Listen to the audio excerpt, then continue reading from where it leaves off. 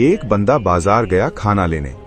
दुकानदार ने सिक्का देखा और चीख उठा, ये सिक्का तो 309 साल पुराना है। जब असहाबे कहफ की आंख खुली, उन्हें भूख लगी थी। आपस में पूछा, कितनी देर सोए हैं? एक ने कहा, शायद एक दिन या दिन का कुछ हिस्सा, अल्लाह ही जानता है।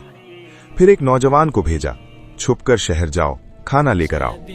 वो नौजवान शहर पहुंचा, मगर शहर बदल चुका था।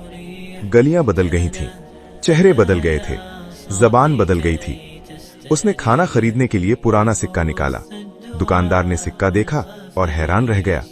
ये तो दकयानूस बादशाह का सिक्का है, 309 साल पुराना। तुम कहां से आए हो? खबर फैल गई पूरे शहर में, बादशाह तक पहुंची। पूरी कौम गार की तरफ चल पड़ी।